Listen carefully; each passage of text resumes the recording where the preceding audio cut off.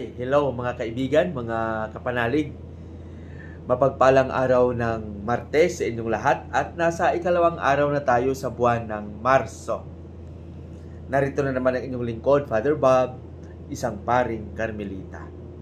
Alam niyo, nakakatuwa minsan na makita na sa napakarami nating pinagkakaabalahan, may panahon pa rin tayong makinig sa mga mensahe na ibinabahagi sa atin ng ating mga pagbasa araw-araw. Saan man kayo naroon, ano man ang ginagawa nyo, ang aking dalangin palagi na nasa mabuting kalagayan kayo. Alam ko na sa likod ng ating mga kahinaan, patuloy pa rin tayong nagsisikap na maging mabuting tao palagi, lalong-lalo na sa ating mga ginagawa. Amen?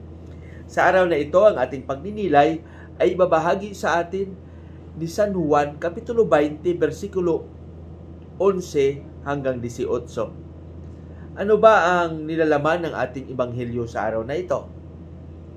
Dito nakita natin na si Maria Magdalena ay talagang naghahanap sa Panginoon. Kaya nung bumalik siya sa libingan, wala siyang nakita. At tinanong siya ng mga anghel, bakit siya umiiyak at sino ang kanyang hinahanap? At hindi niya napansin na yung nagtatanong pala sa kanya ay ang Panginoon na siyang hinahanap niya.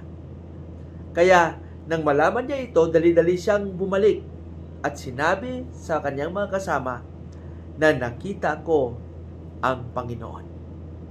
Alam niyo mga kaibigan, lahat tayo ay nagsisikap na madama man lang o makita ang buhay na presensya ng Panginoon sa ating araw-araw na pakikisalamuha sa hamon ng buhay. Kaya magandang tanungin natin ang ating sarili, nakita na ba natin ang ating Panginoon? Naramdaman ba natin ang kanyang buhay na presensya? Ang Panginoon ay nasa sa atin na. Magsikap lang tayo kung paano natin siya maramdaman at paano natin siya makikita. Alam niyo, palaging sinasabi that the Lord is always and always revealing Himself to everybody. We do not know. He is in disguise. Nagpapanggap lang siya na isang pulubi, na isang nagtitinda ng mga kakanin, ng mga gulay, ng mga isda, na nagpapanggap lang siya na ating kaibigan, di natin alam. Kaya patuloy lang tayong magsikap at makita at madama natin siya. Naniniwala ako sa aking puso na makita natin siya, maramdaman natin siya sa ating araw-araw na pamumuhay, lalong-lalo na sa mga kabutihang ginagawa natin. Kaya mga kapatid, sana pagdating ng panahon, tayo rin ay taos puso at taas noong magsabi sa iba, nakita ko ang Panginoon. Kayo, magsikap kayo. Tayo, magsikap tayo na makita natin at madama ang kanyang buhay na presensya.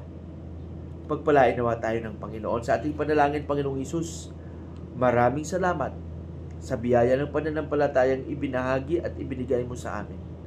Alam namin na narito ka lang. Turuan mo kaming maging bukas.